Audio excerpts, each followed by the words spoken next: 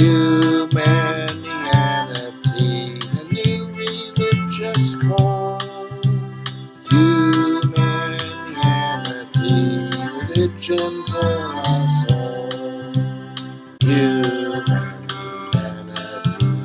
now we all can see. Humanity, how much better we can be.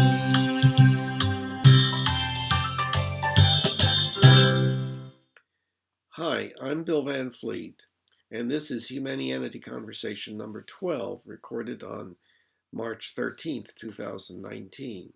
It's the first recorded conversation with Mark Brooks, who has had many spiritual experiences since 2003, resulting in much reading of theological, mystical, and scientific books, as well as the publishing of 2 editions of a book on the subject, with a 3rd edition about to be finished and published with the title Christianity from a Spiritual Perspective.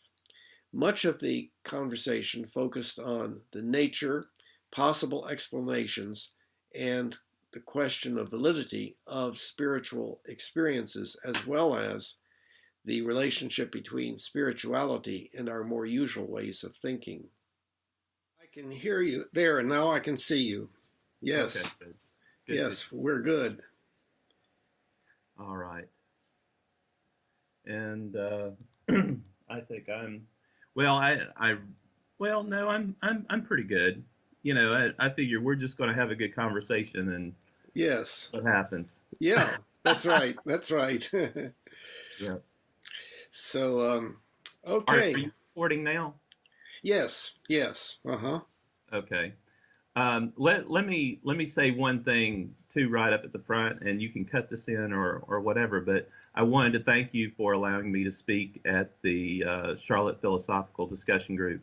And I wanted to say that one thing that's a hallmark of your group is that you would allow anybody to come and speak and let all the different opinions that people have be heard. And I wanted to thank you for that, and thank you for that opportunity. Well, thanks. I think it's very important that we increasingly be able to do that we be able to share and compare our beliefs even when they are, significantly different.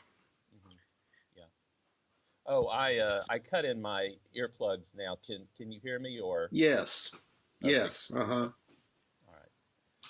Yeah, no, I really appreciate it because I wanted to have a group that was rational and skeptical, mm-hmm. But one that would give me constructive feedback and one that I felt like I could, be open with and trust with mm-hmm. my comments and stuff. So I wanted to thank you for that. Well, have you had thoughts about, what would be good for us to discuss? I had some stuff in my book, and we talked about wisdom models earlier. I think the now you were excuse me, you were breaking up just then. I don't know why, poor internet connection or something like that. So if you can repeat what you just said. Okay. We had discussed earlier about wisdom models. And one of the things in my book was I discussed I called it a spiritual discipleship program, but it's actually a subjective model, wisdom model. And I wanted to go over that with you because you had done a lot of work on subjective models and objective models, but I wanted to talk about models of wisdom and where wisdom came in, in the modeling process. And I know that you have rationality as part of your objective models. Well, okay. Well, let's talk about that. But I wanted to talk about my model and see what you thought of it, because I felt like wisdom could also be a subjective model as much as an objective model, and maybe we can have a discussion about that.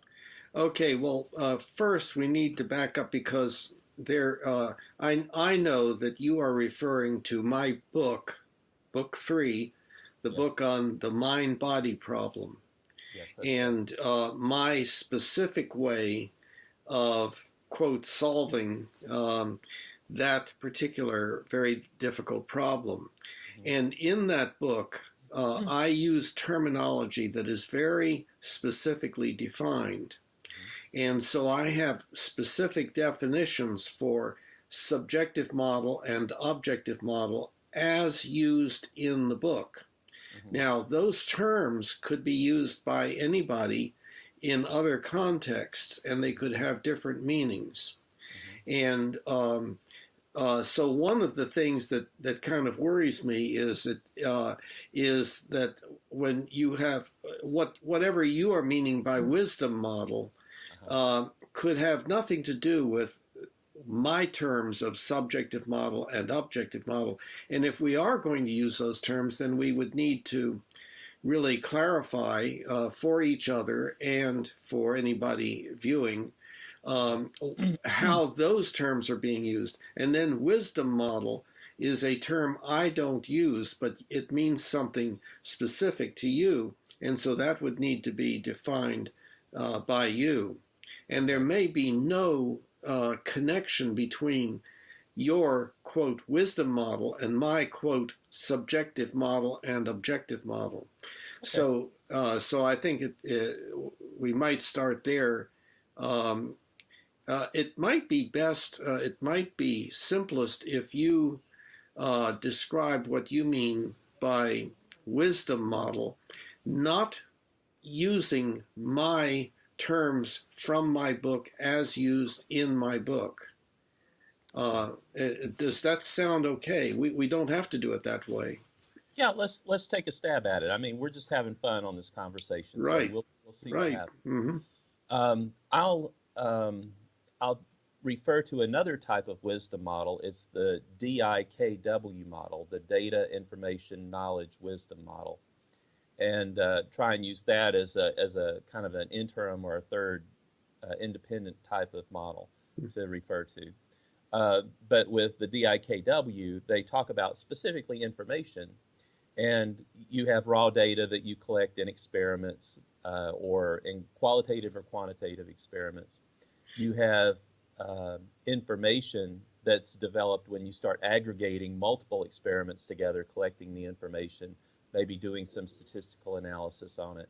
Then you create knowledge when you do the analysis of that information and come up and say, oh, well, we see all these trends here, so we must have this issue or this concern, or maybe this thing is happening, but it's an explanation of what's going on.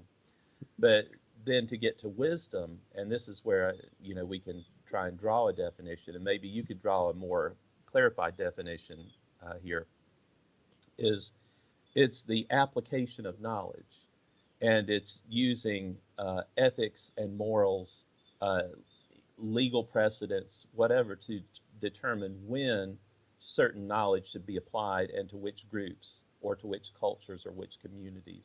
So it's more of a qualitative application of knowledge in different situations given the experiences of individuals. And when I think about that, I think of like let's say a political leader, with a cabinet of people or with a group of people where they have to make a very important decision that has various serious concerns on multiple different fronts.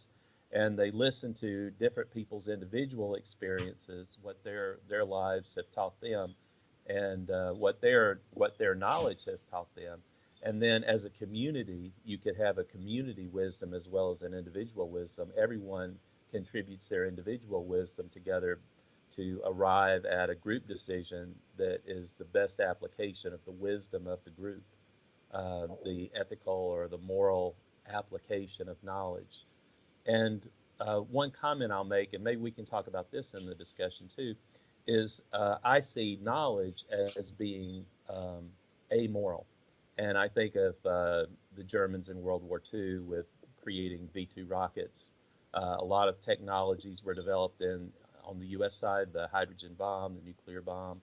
But it was developed by science and technology, but it was amoral. It was neither good nor bad, if you'd want to say that. It was the way it was applied and the way it was used, the way people made decisions about the use of science and technology really dictated whether that was a good use or a bad use. And we have good uses and bad uses of technology, but I see technology itself as being amoral, is in that you can arrive at all these great technological advancements. And I love the scientific model, and I think it's great for producing those advancements, but I don't see the moralistic application in the scientific model. And I see that, or I believe that we should have more development of our subjective models to create more rigor in the things we believe, the beliefs that we have, find ways that we can subject our personal beliefs to more rigor,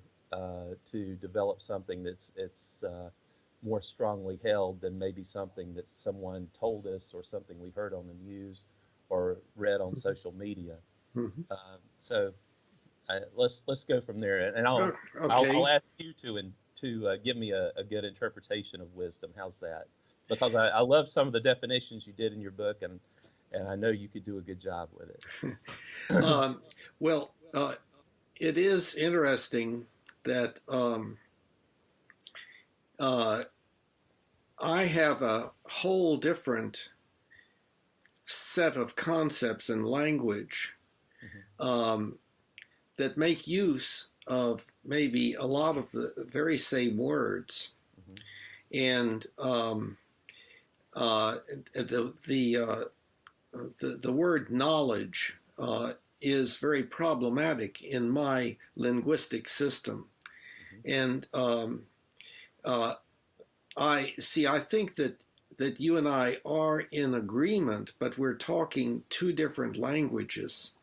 And so to the extent that we learn each other's language and then decide on which one we'll use under what circumstances is going to be probably a helpful part of the way we do things.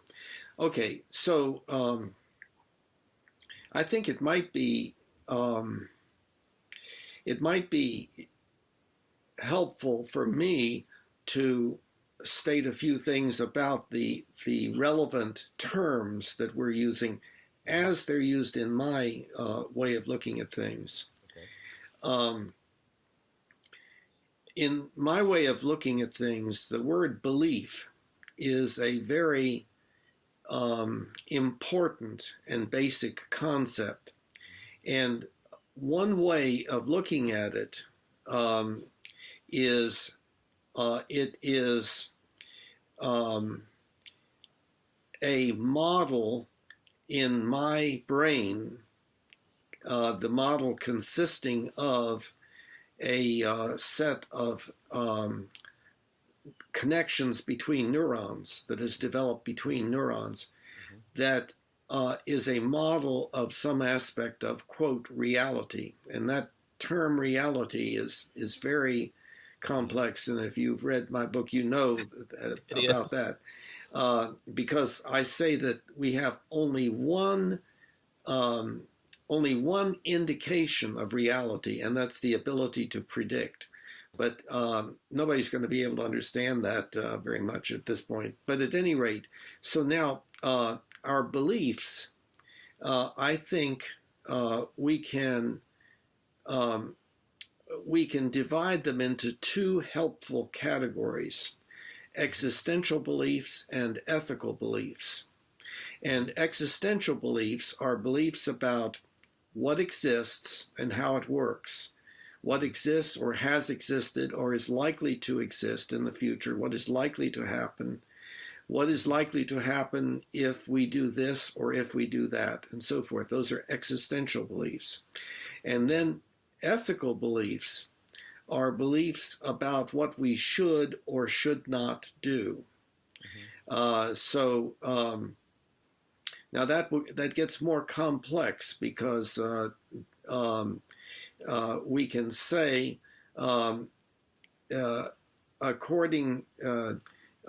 if we want to get to the store, we should turn right at this next intersection. And we don't generally think of that as an ethical belief. But then how you legitimize an ethical belief system becomes a complicated and controversial issue, namely the issue as to whether there is an absolute right and wrong or whether it's a matter of preference. And by the way, my answer to that is if we really pursue it, it's an issue of preference. The Humanianity idea is that the ultimate ethical principle is we should do that which will promote not only the survival of our species, but also the good life for everyone now and in the future. And the good life meaning as much joy, contentment, and appreciation as possible, and as little pain, suffering, disability, and early death as possible. However, that is just a preference. It's like, hey, you want to go to Carowinds? Yeah. Hey, do you like this idea, the good life for everybody now and in the future, and so forth? And you could say, well, no, I think that I hate experience and so forth, and I would rather see everything end as soon as possible, or no, I believe that it makes me feel good to see us suffer or something like that. But most people, I think, would really, if they gave it enough thought and did not have significant, quote, mental issues, would do the Humanian ultimate ethical principle. Okay, so that has to do with ethical beliefs, what we should or should not do. Now, getting back even closer to what you were talking about, I have very atypical beliefs considering the majority of people. But I believe that that religion is very, very important, and I see religion as our work as adults to develop a basic ethical philosophy, to work with each other, to work on a basic ethical philosophy. In other words, how to be a, quote, good person and so forth. And so I don't equate religion with some of its content. I'll be finished in a second here. I don't relate religion to its content anymore. Like I would not say science is the belief in black holes or something like that.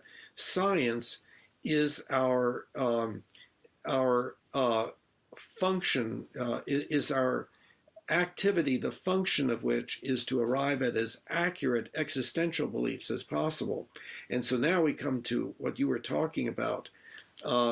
Science, indeed, gives us highly accurate existential beliefs, meaning that it makes us able to do all sorts of things that we would not have been able to do without that knowledge that science provides.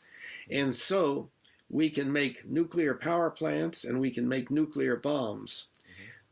That science does not tell us what we should or should not do. Religion should help us to decide what we should do with that knowledge. And so religion has to do with ethical beliefs. Science has to do with existential beliefs. Okay, now knowledge, trying to get back to our different languages that we speak. Knowledge is a problematic word.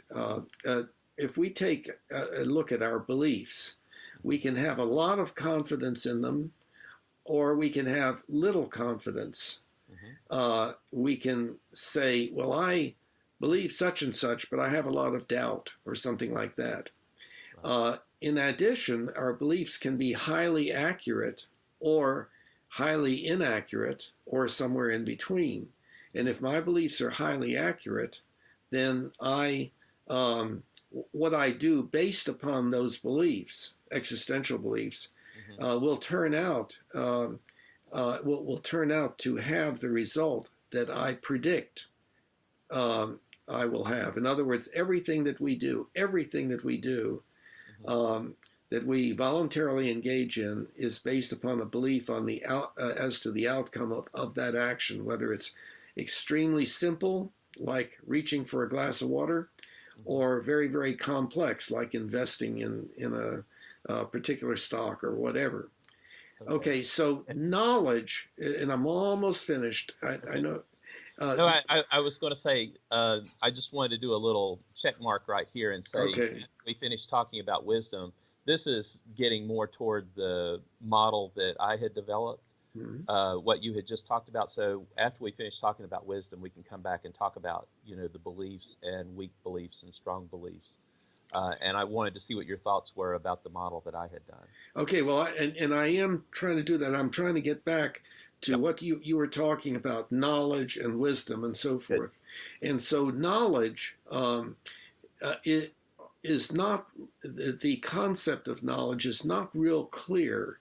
Hmm. It seems to be something like, if a person has knowledge about such and such, Hmm. it means that they have beliefs about such and such that I believe are accurate, something Hmm. like that.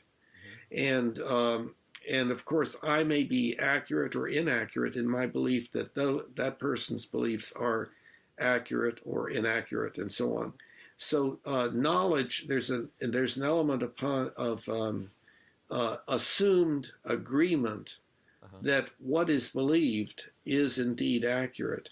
Okay. But on the other hand, that's not necessarily the way it's always used. So it is a problematic word in my language. So Hmm. I wanted to get to um, uh, a very important word in your model Okay. is knowledge, and I wanted to clarify how, in my way of looking at it, that's a very fuzzy kind of concept. Now Okay. let's go back to you. I know that as I've talked, some things have built up in you that you want to get to, so we got to have it back and forth. No, no, that's good, and I appreciate the clarification. And it was good to go over your model, and then we'd have a foundation from which to have our discussion. No, I was just really, what should I say, underlying all this is I think that and you may agree with this as well, with the Humanianity model, is that people need to work together. We need to love each other. We need to work as a group, as a community, as a body, to do what's best for the world, for different cultures, different people around the world. And I see a lot of the uh, things on TV are more divisive rather than bringing things together. And as I see, and I'm just going to take a little sidetrack here, Mhm. but as I watched all these things, I remember, and you may remember, protesting in the 1970s with the Vietnam War, Mhm. is that it was peaceful, that people were disagreeing about things, but there was a different attitude. There wasn't the anger Mhm. in that protesting as there is now, and it reminded me of a passage in a book called "Be Here Now" by Ram Dass, Baba Ram Dass. He was a Harvard professor who went to India, studied under a guru, and came back, and he was one of the first people to introduce Okay. Eastern, Now we but broke. on Wait. page. We broke up there, and so what you said was completely lost. Would you repeat it, Oh, please? sure, sure. Is there was a guy named Ram Dass Mm-hmm. who was a Harvard professor, went to India, studied under a guru, and came back uh, to the U.S. and introduced Eastern religion to Western society. He was one of the first people to do that. But he wrote a book called "Be Here Now," and on page 28 of that book, he talked about protesting, and he drew a picture of a hippie and a picture of a policeman, and it was basically like they were little pinup dolls or whatever with different clothes that you could wrap around them. And his words were, "Hippies create police, and police create hippies." And he said the only way you can protest is to love the person you're protesting against more than the issue, but still, be true to the issue that you're protesting against. But the relationship is more important than the issue that you're sitting there trying to resolve. Mhm. And so there was a basic undercurrent of we're all in this together. We disagree on this. We're going to argue about it, but in the end we love each other underneath, and we're just seeking what's best in our own views for the country and for the world. Yeah, so that's a statement of how things should be, Yeah. as opposed to the way that unfortunately they are. And Mm-hmm. it is interesting that to a great extent, um, when people have difference of belief, Mm-hmm. there is the appearance of anger, even though there's no logical reason for that to occur. Yep. But it's like we expect the other person to agree with oneself, and it becomes a struggle for dominance so Mm-hmm. often. Mm-hmm. And people interrupt each other and shout each other down and use uh, uh, uh, bad names and so forth. Yeah. So, And you're reminding me of something from my professional work. I was a project manager, program manager in the financial services industry for probably 18 years. And one of the things that I found was is that when people started raising their voice in a meeting, it wasn't always because they disagreed with you. It's because they didn't feel like they were being heard.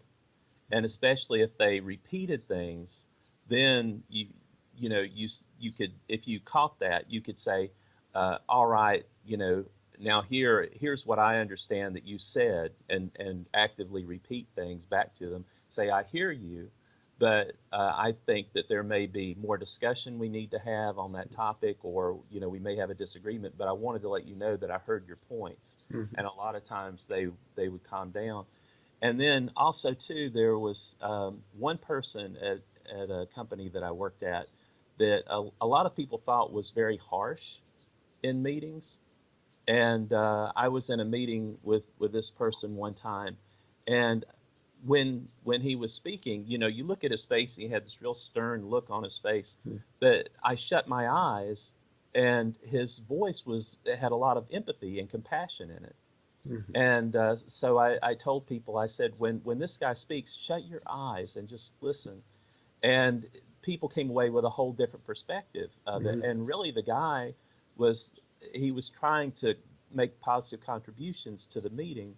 It was just people were getting the nonverbal communication off of his facial expression mhm, instead of listening to the words that he spoke. And so I just thought I'd toss those things out as maybe ways to diffuse tense situations, or maybe ways to approach things from a different perspective. mhm.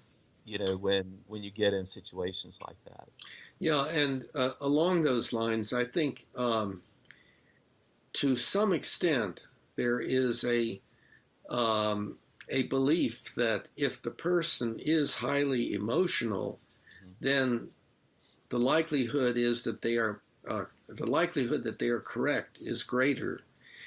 In other words, Right. oh, and or at least one better not contradict, or challenge such belief. But uh, and I think that therefore some people do practice doing that, speaking in a particular emphatic, dramatic way as an effort to convince more people or be more effective in the transmission of their beliefs. Yeah. Yeah. No, that's cool. And one other thing too, I worked in IT, and it was very easy in IT. Whenever you had a new system or competing systems, it either worked or it didn't. There was no ifs, ands, or buts around there. You'd put it through its paces. You list the criteria, and if it didn't meet it, it's out of there. Mm-hmm. And it was a lot easier to deal with some of the political situations. But I will tell you that there were some heated, uh, almost religious debates over vendors. Over people who like one vendor A as opposed to vendor B. And I could tell you some, underhanded things that were done in Mm-hmm. review meetings and things like that, where people wanted to try and get their vendor in because they liked, their products. But in the end, it all came down to, did it work or did it not? And you used the word religious, and so I, uh, In that case, it was. okay, but what do you, as you were using the word then, what did it mean? Oh, that's a good point. Oh gosh, is they they had a and this isn't true of my views of religion. Okay. I'll say I want to draw some differentiation between that, but they had um, uh, an emotional attachment to the vendor rather than having an impartial or unbiased approach, and they either had been treated to certain perks or special deals and things with them in the past, which could have led to that. But there were people who liked um, one vendor's approach, to technologies or the way they did things as opposed to the way other vendors had done things. So your use of religious in this case meant impassioned. Impassioned, yeah, that's a good Uh-huh. way to I put it. see. Uh-huh. That's a good way to put it. And maybe I shouldn't have used the word religious because I know religious has a lot of terms or a Yeah, lot of yeah. There are a lot of meanings. Yeah. Hmm. yeah. So if you don't mind, let's jump back to the wisdom Okay. topic and things. And I wanted to toss out the model that I had put in my book just to see what you thought of it and Hmm. to take a different, to get your feedback on it and what you thought. Was Okay. I felt like the subjective model, and as I read it in your book on the mind body problem, it was like a precursor to the objective model where you had the I forget the names of it, the exponential um, items. What is it? Language and symbolism and what did you? Oh well, no. If we're talking about Well, my as used in my book, we have to go back and be more specific okay. about that, which we Well, can do, but it may not be indicated. okay. No, it wasn't. I was just saying that I Okay. felt like the subjective model in your book was almost a precursor to your objective model discussion.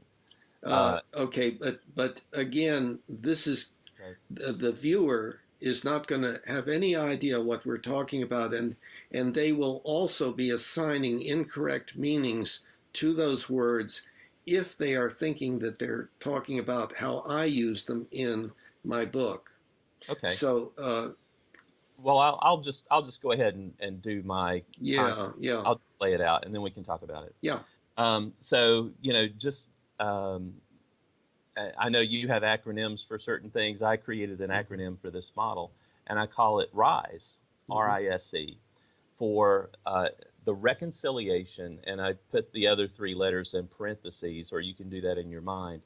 The reconciliation of your intellectual understanding of something, um, your spiritual experience related to it, and your life experience related to it. So if you've been told something on social media or in the news, how does it fit uh, Uh-oh. Yeah. life? And if it's Okay, it related to a happened. It spiritual happened. nature, Wait, how does wait, it also wait, wait. It happened yeah, again. Everything broke up and froze and so forth. So I didn't even hear what you said. You need to okay. go back a few sentences. Okay. So did I get rise out? Yes, in parentheses, ISE. I don't learn quickly anymore, and Okay. but intellectual, spiritual, and life Uh, experience. life experiences. Yeah. Now So so let me. okay. Uh, I don't know why you would um, separate spiritual and life experience. In other words, being a newcomer to your terminology, Uh-huh. I would assume that if you had spiritual experiences, they would Mhm. be a part of your life experience. So that's just where I have a little bit of crumbling of understanding of what Okay. you're saying. Okay. And just to give you some context, the title of my book is Christianity from a Spiritual Perspective. Mhm. And so I was trying to do a spiritual development model, because one of the things I feel like with churches around the country, and this could be for other religions as well, and this model would apply to other religions, is that there's not a well-defined pathway to move from not knowing anything about a particular faith tradition or about spirituality to moving to becoming a highly spiritual person. Mhm. There's Sunday school classes, there's worship services, there's different seminars that you can attend, but you hear all these different things, but how do you apply it and where does it all fit? Yes, and can you clarify what you mean by a quote highly spiritual person? Okay, yeah, I will. Hmm. Okay. Um, but getting into the model, I see that, and I'll do it in the context of religious education or church education. Is that when you go to a church and you participate in their services and their educational programs and things, that's the intellectual understanding of spirituality. You've studied, scripture. You've studied church history, you've studied church doctrine, you've learned all the different stories that go on, but you've developed an intellectual understanding of it. And some people rely on that intellectual understanding, solely, as their Hmm. understanding of religion or what it is. And what I'm trying to say with the model is that it really needs to include more, because if you only have an intellectual understanding of something, when you're seriously challenged, you don't have anything to fall back on. There's no experiential aspect to what you have learned. And so, as you progress in this model, in the RISE model, is you develop an intellectual understanding of something. Then, as you start working with it and getting involved in the organization, you start seeing where some of the things that you've been taught don't really apply to what you've experienced in life. You may have had a difficult childhood. You may have had problems with certain people. You may have had experiences that would be counter to what you've learned um, in your intellectual understanding. And I throw in the spiritual experiences in that mix and separate it out, because it's talking about a religious understanding or a spiritual understanding. So I break out spiritual experiences because in this model, you could have participated in meditation or intercessory prayer. You could have done other things of a spiritual nature that would inform you internally, or you would have internal thoughts about that, about what you've learned, as well as your life experiences that would all roll into that. And that's why I separated it out, was Yeah. because Now, of the but it context I was discussing it. okay, but it might be helpful for you to clarify what you mean by quote spiritual. Okay. Well, again, I'll have to speak from my experiences, Hmm. but my um, my belief in the spiritual is very real. And I'll say I've had spiritual experiences since 2003. So Excuse me a 16. minute. So you said real. Do you mean intense? No, it's just it's a reality for me, is that I've been able to um, feel and hear, and in some cases see things that would be um, spiritual in nature, primarily feel. And that's happened since 2003. Uh-huh. In 2003, I sensitized my body using qigong training um, exercises, and I wrote this in my book. And then at one point, I read a book which was a how-to book on exorcism, Mhm. and I didn't believe it. And I said, I can't believe that somebody just by saying some words can make things happen. And one Saturday morning, I tried it, and it actually worked. And so I kept repeating this on Saturday mornings, just playing around while I was lying in bed, waiting, kind of delaying getting up. And over time, these entities became stronger and became more resistant, that I could feel. And that's what led me down a path of 6 months of learning how to do exorcisms, and then another 3 years of feeling these bodies or these entities, coming in, going out, whatever. Would And they be spirits? I would call them spirits, yes. Uh-huh. But after 2006, I just said, if you don't bother me, I won't bother you, and that was the end of it. And I found out later on that a lot of them were, just benevolent, not malevolent. And I wrote about that in my book and said that actually, when you talk about evil spirits, there's no such thing as really evil spirits. If you want to talk about a spiritual component or temptation, is that and as part of this, as part of this model, I threw it in the model, is that you're occasionally tempted by different things, and what's important is that you not allow these temptations to happen. But if you succumb to things, if you have a particular weakness, say toward alcohol or toward certain types of experiences or things, and you allow that to happen, my idea or take on, if you want to call it an evil spirit, is that they will accelerate your decline or your descent into a particular weakness that you have, primarily to give you more time in your life to get out.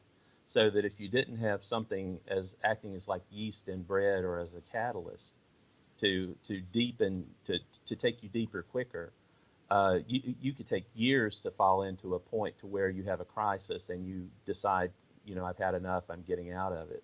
So I say, if you want to call an evil spirit a reality, it's really just a catalyst like yeast in a dough to accelerate your decline so that you can make that decision that, no, I've learned my lesson, I'm not going to do this anymore, and climb out of it. But Okay.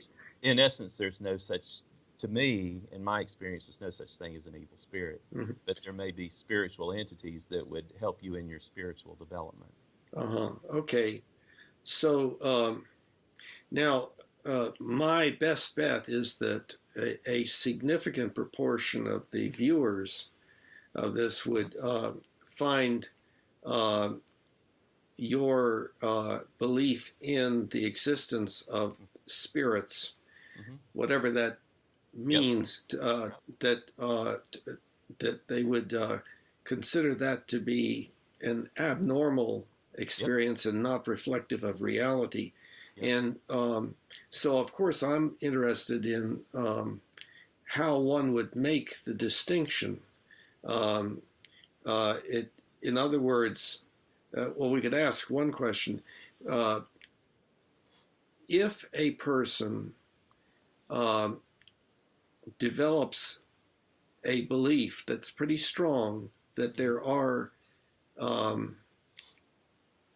non-visible entities that are have some intentions regarding oneself,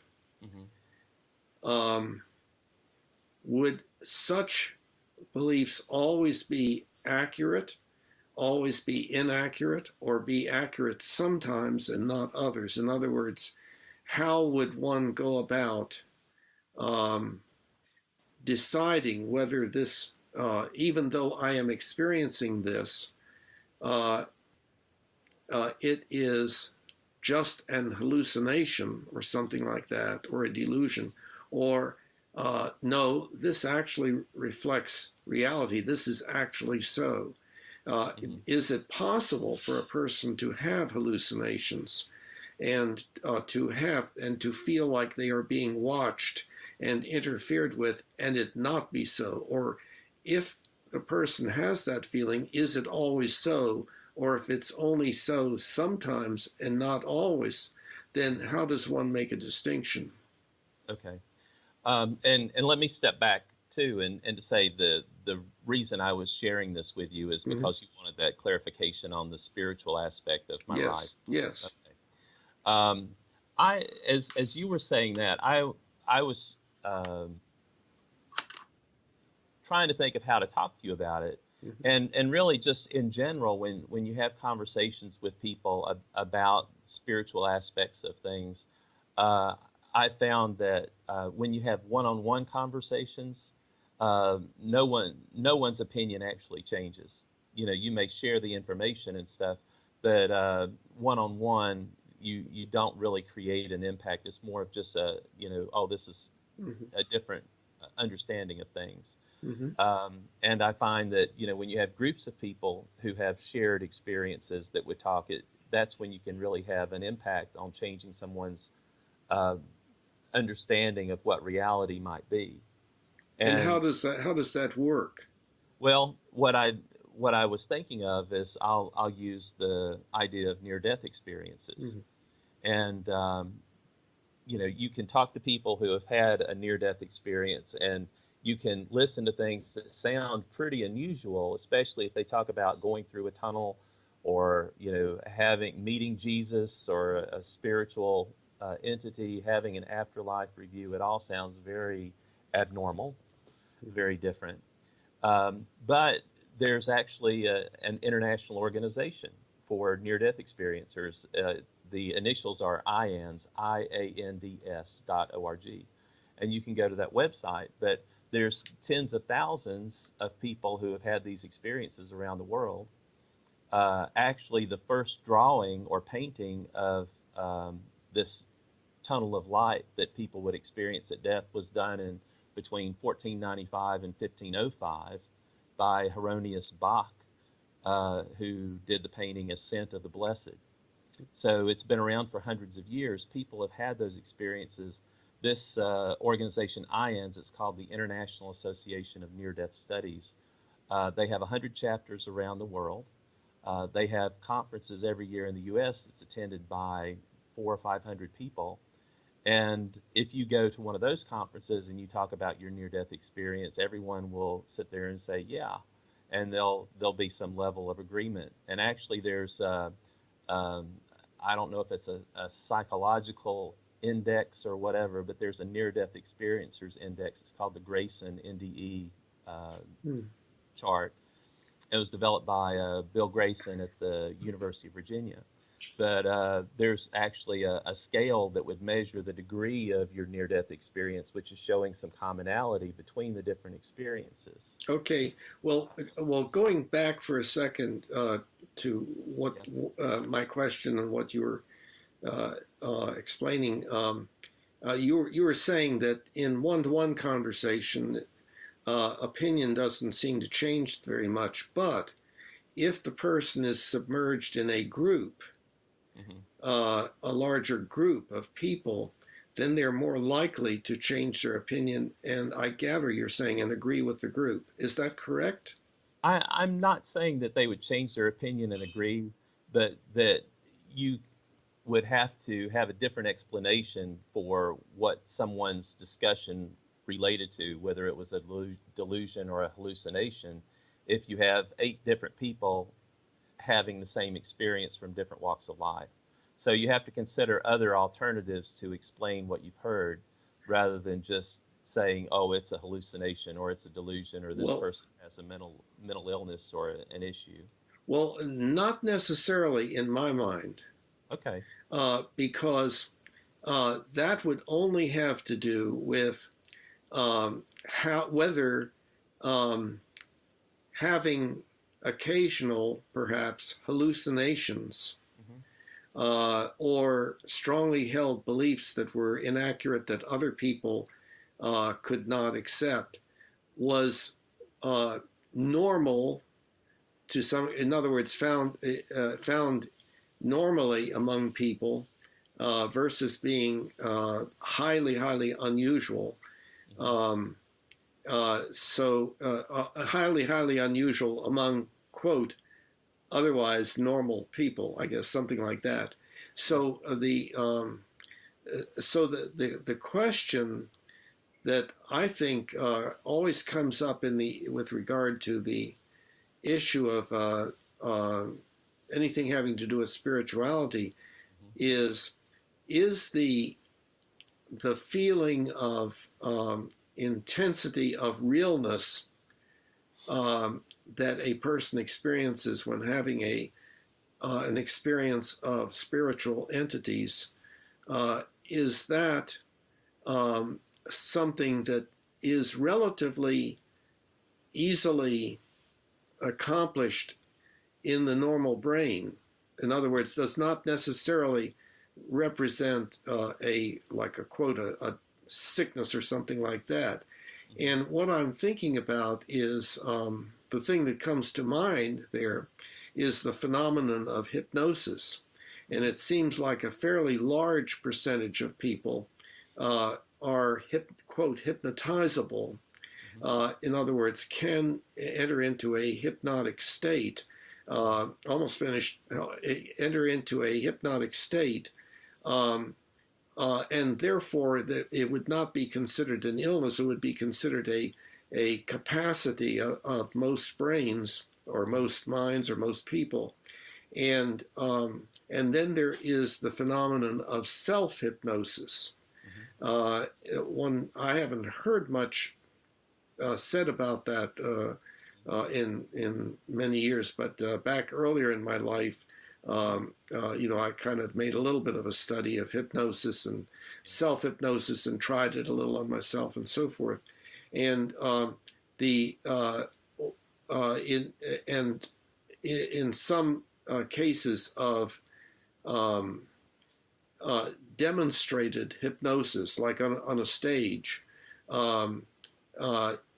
it was easy to see that the hypnotist induced into the hypnotic subject, or several of them,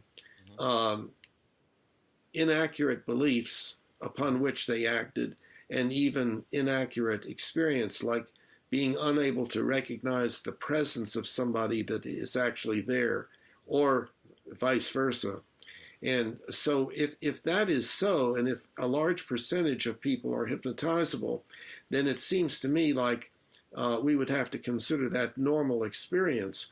But that does not mean that the experience itself is valid. And that's I think the question that would come to many people's minds who had not had spiritual experience and valued that spiritual experience. And that's another issue as to whether it is valuable or not. And it may be very valuable. It may be a very great thing for people to do, to practice and to get good at and so forth. But the question, the basic question, I think, that confronts anybody in this area is, does my experience of almost being able to see or at least feel the presence of this person-like entity that is thinking about me and maybe trying to communicate with me, is that a valid experience, or is it a non-valid experience? In other words, is it actually not correct, even though it seems to be correct? And that's I think the area where there would be a cleavage among those people who will go in the direction of that kind of spirituality versus those who would say, no, that's not, that's deceiving oneself. So I think that's a very important problem involved in the whole business of spirituality. Yeah. And I'll say, if you look at someone's experience from a three-dimensional particle-based reality, that it is abnormal. It's something that you can't explain given that reality. So if that's your worldview, you'll probably find that to be abnormal. And I would admit that too. I think what people who have had those experiences, or people who have embraced those experiences, you'll find they probably have a different worldview. Mm-hmm. And that worldview is not 3D particle based. It's more multidimensional and wave based. And so underlying their experiences, the way they can explain those experiences, if you look at reality as being multidimensional, to where spirits can exist in different dimensions, or that reality is wave-based and that what you see in a particle existence is a standing wave. I'm getting technical now, I know. But then what would come in and out of existence would be something that would come into a standing wave and then go out of a standing wave. And there's different books that have explained what a wave-based reality is like. One of them is Schrodinger's Universe by Milo Wolf. He's a PhD in optics. He did a very good book on that. And he actually did a theory of everything based on a wave-based reality. And it was 3 statements. And he said, and it aligns with all the natural laws. But no one has really embraced, or people have not in general embraced a wave-based reality. But I think you'll find people who have had those experiences, either experiences that first manifested themselves in their childhood, or a lot of these spiritual experiences come as after effects of a near-death experience. And that was one of the reasons why I mentioned the near-death work, is that some people become mediums after that, or they'll feel different things happening to them after their near-death experience that they didn't experience before. Okay. And there's a lot of soul searching going on their part. There's a lot of trying to understand what happened to them. And in many cases, it takes years. And some people just won't talk about it. There was a person I was talking to, actually a doctor, an MD, last week or 2 weeks ago, I was talking to him, and I was going to speak to a near-death studies group. That's why I know a lot of this detail. And he said, "Oh yeah, I had a near-death experience, and I saw an angel." And he had never said that to me, and I've known him for 10 years. And so there's different things that people, may have experienced that they won't talk about, partly because you can't explain it. Okay. And I will say too, and I'll just add this one thing for people just in general, is that folks who are involved in some of the metaphysical aspects or the near-death work or mediumship work or whatever, they won't really talk about those experiences to people, who have not had those experiences. A lot of times, because they say that since you haven't experienced it, you won't understand it, and it's almost impossible to explain something to someone if there's no experiential background to it. Yeah. So Okay. it's more just to know that it's out there, and some people have that, but in many cases, people are just everyday folks, aside from those experiences that they've had, but to varying degrees, it becomes a part of who they are and what they've experienced. And it goes beyond some of the basic stuff too that you hear about in the press to some of the there's some more advanced things that have happened to people. And I'll let it go with that. Okay. Well, I'm in one area. I'm way back at something you talked about, kind of at the beginning of what you've just been talking about, and remembering that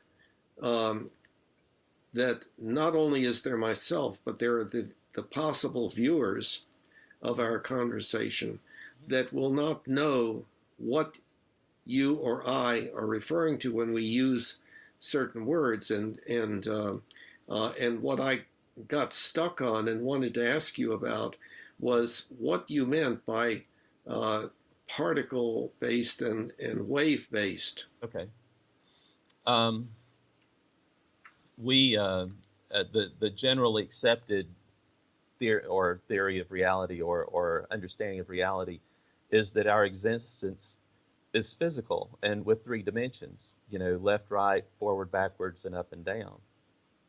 And that it's particle-based, and that things are hard, and that what we feel has substance and has weight. Are you talking now about advanced physicists, or are you talking about the general population? This is a general explanation of what a 3-dimensional particle-based reality is. Okay, because that's not, in my understanding, that's not consistent with what the scientists in the advanced physical sciences believe, that it's far more complex than that, and that it's sort of like that under certain circumstances, certain entities that we consider to be, quote, matter, behave as if they are particles, and under other circumstances behave as if they are waves. Right. And that when you really pursue it, it's more that everything can be looked at as waves, like a superstring. A string is supposed to be something that is waving and so on, but that's kind of a visual analogy to explain a mathematical equation. And so it's saying, well, matter is like waves, it's like particles. If we're trying to visualize it in terms of things that we have seen with our eyes, but really none of those, it's not adequate to consider matter to consist of particles, but it's not adequate to consider it to exist of waves, although maybe waves explains more than particles, but then you've got to visualize those in strange ways, like strings and so on. And also there is this belief that they're to adequately understand reality. This is advanced physics, that you have to consider that there are more dimensions than just the three of space and one of time, and that when you really try to construct a model that you can use to really predict what's going to happen in highly unusual circumstances, then it becomes something that you can't put into a form that you can imagine in your mind, like particles or waves or something like that. That to a certain extent you can. It's a little bit like that. It's a little bit like waves, a little bit like particles, and so on. So, but the general population now is not going to have that kind of knowledge or understanding that advanced physicists do. And so when you're talking with the general population, then you're not really sure, nor am I, nor can anybody be, what is going through the mind of a person who says, "Oh yeah, wave-based. That will mean something to them." But so, at any rate, I wanted to, but I thought that you still could maybe clarify a little bit more about what you mean by wave-based. Okay. And I'll refer people to Milo Wolf's book, Schrodinger's Universe, because he explains it pretty well. Okay. And another guy back in the 50s, Walter Russell, he actually did the Think program for IBM. He's a very bright man. He wrote a book called The Universal One, and then a 2-volume book called The Divine Iliad. And he had descriptions of how particles were really semblances of waves. And go to Milo Wolf's book, which is more like it. He's saying that a particle is really a wave that is oscillating in space. Like a standing wave when you shake a rope, and the rope goes up and down, and the waves don't move back and forth. That's a standing wave. Mm-hmm. And he said that's what a.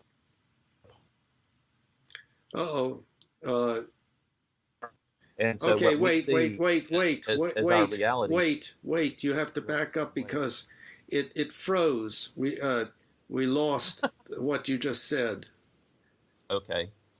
What Milo Wolf said in his book is that particles are really like standing waves. They're like oscillations of waves in one space, and because they don't move, that's why they can exist as a particle. Okay, now is that referring? That's an easy way of putting it. Is that referring to a rock? It's referring to any piece of matter that you and I see and can touch and feel. Anything, whether it's a rock, a human body, a liquid, a gas, a tablecloth, a wooden table. So a rock is a standing wave? The individual atoms of the rock are standing waves, and it's really just an accumulation of standing waves. But one of the problems that you have with it is the problem of mass. Where does gravity come into play, and why does something have weight? And one of the ways that people who believe in a wave-based existence explain that is that within atoms, you have quarks in atoms, and I don't want to get too technical with the stuff, but those quarks within protons and neutrons, they spin, and so you'll have three quarks within a proton and three quarks within a neutron. And what someone who believes in a wave-based reality would say is that mass, what you see, is really it's a physics property called angular momentum, and it's what keeps you standing up on a bicycle when you're moving on a bike. Is that rolling wheel will allow you to move in a straight direction, but it won't fall over left or right. That you get a resistance they call angular momentum. So you can have up quarks and down quarks and so forth and so on. But again, that's I think scientists say that your visualization of that mm-hmm. is something that really can't be exactly what is meant, but it's just an arbitrary way of trying to keep track of the concepts. It's like whether a quark is an up quark or a down quark is not referring to something that you can visually imagine, but you can try to, if you want to have a visual rather than a purely mathematical view of what's going on, you can use that as kind of an approximation. Yeah. That's my impression, and I am not knowledgeable about modern, quantum theory and all of that. Yeah. Well, I'll give your listeners another little tidbit. Okay. If you want to look at a metaphysical explanation for elements, there's a book that was written. The first edition was in 1895. And the second edition was like 1919, and the third edition was 1932. But it was written by two people, Charles Ledbetter and Annie Besant. And you can actually get the ebook on the internet for free. And the title of the book is Occult Chemistry. Mm-hmm. And what they did was they actually used their paranormal abilities or spiritual abilities to actually view atoms. Now, when you have CERN and the Large Hadron Collider and some of these other particle accelerators, they smash particles. So what they see, or what you see in those diagrams of things spinning off everywhere, you see the destruction of an atom, but they actually show you in that book, they do drawings of what those elements look like based on what they saw. So they went into a subatomic level, drew the atoms or drew the elements as they appeared. So if you wanted to see something a little out there, you could look at that book. I'm not advocating. I'm just saying it's something else that you could look at. Yeah. Okay. So they are maintaining that they can see atoms. Mm-hmm. I see. And they actually drew a hydrogen atom with the three quarks and the gluons between the quarks in 1895. Mm-hmm. And quarks weren't discovered until the 1960s. Mm-hmm. And they actually came up with atomic weights 10 years before I think it's the mass spectrograph was used to do the atomic weights of the elements, and they're like 85 to 90% in line with what those weights are. Mm-hmm. So they did this way before science had done it or measured it or was able to measure it. I'm not trying to say that's a reason why you should believe it. I'm just saying it's an interesting, an interesting thing to consider as to how they did it and what was involved in it. But it would be interesting to see some of those drawings that they have. And you could also do And I could even give you an explanation of magnetism based on those drawings, because their drawing for iron, I believe, is very unique. And if you look at that drawing and the way that it's laid out, you could explain how magnetism works based on that. They Hmm. don't do it in the book, but I could give you an idea of how it works based on that drawing that they've done. Hmm. Um, so there's different ideas, and like I say, you'll believe what makes sense to you based on your life experiences and what you understand, and I think that's all well and good, and in the end, that's all you can ask for, in your life, is you want to have strength in your beliefs. And I'll bring this back to what you've done with humanity, and what some of the other, there's other models, is it all comes back to working with other people in society, building a strong community and taking care of people who may have special needs or who may have had, situations that require special attention. But we need to have love and compassion and empathy for other people around us. Hmm. And we can have disagreements on spirituality and on physics and all these other things. But I think what life comes down to is it comes down to living with humility, having selfless love for other people, and having perseverance in what you believe to be right and true and best for other people, and to develop a sense of moral courage so that you can stand up in situations where there's active resistance, to oppose what you would want to, think is what's best for the community and best for other people. But I think that's what life really is, Hmm. irrespective of all these other things that you can say. So, would it be possible to do that, to have that kind of ethics and not have any spiritual experiences of entities that one would consider to be, quote, spirits and so forth? And that's a good question, and I would say yes. And Hmm. I would roll it, back to, I'll roll it back to that model that we talked about, the rise model, is that you have an intellectual understanding of things. You need to apply that to your life experiences, uh, see how it checks in with what you've experienced. Everyone has a unique experience in life, so what you understand intellectually is going to be understood differently with everybody. And I'm just saying that in general. But once you reconcile what you've been taught with what your life experiences are, internalize that. And if you internalize things that you've reconciled, you'll have both an intellectual understanding and an experiential understanding that'll be aligned with each other, and you'll have a much stronger belief, or I would say spirituality if you look at it in terms of a spiritual extent. But you can not have a spiritual belief, but still have strong understandings and strong beliefs on how other people should be treated and how we should work together in the community. Hmm. And I think that's what's most important in life. Not everyone's going to have a spiritual experience, and it doesn't really matter, because I think what and you could talk to someone with a religious background is and say, what matters in life, and what matters in life is that we love each other and we care for each other and take care of each other, irrespective of what we believe. And if we can find common ground with that, I think that's what's most important. With Yes, all. I'm very much with you on that. Uh, I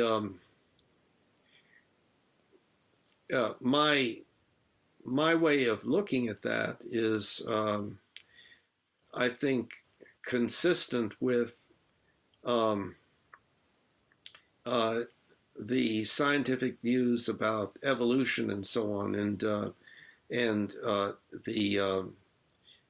development of us as a social animal. Mm-hmm. Well, just briefly, see, I see us humans as being highly unique, but Mm-hmm. we're unique in really two basic ways. First, in the development uh, of symbolic language, of the use of symbols and the rules of syntax Mm-hmm. that enable us to do what you and I are doing right now, if we were doing it in person. And then, and so that the use of language, symbolic language, enables us very much to develop beliefs about what it's like to be the other person, because the other person can tell you, can give you a complex description of how they feel, quote, inside. And so we have highly intensive empathy compared to other species. The possibility of highly intensive empathy. That doesn't mean that we necessarily always have it for everybody or anything like that. Okay, and then the other thing is that we can give each other highly accurate instructions as to how to do things, so we can assign each other certain roles and so forth, and do things that enable us to accomplish things that would be very much impossible if we were not able to work together using our language to help us to do that. And the epitome of that is the development of the rules of logic and the rules of evidence, giving us science and technology, which allows us to Skype back and forth and so on, and to see people on the other side of the planet suffering and see what's happening to them, and to understand how they think and feel and so forth, and also to do really amazing things, amazingly wonderful and amazingly horrible, and so on. So the thing that we are still behind in is our ethics, behind in the sense that we still have the ethics primarily of hominids, like chimpanzees and so forth. And so we do the same things that they do, but in highly sophisticated ways, and such that it's not real evident that some of the things that we're doing are just highly sophisticated, nuanced ways of doing things that chimpanzees do also. Our use of pejorative adjectives on each other is drastically sophisticated compared to just hitting each other or clawing each other or whatever. And so I think we, the human species, can go far, far more further than what it has so far, and in the direction that you are talking about. And that is where what we do is enhance these positive things that we can do, empathetic concern for each other, and inhibit the negative things, the struggling for dominance, the fighting, and other things that are non-optimal, even though they are built into us as tendencies. So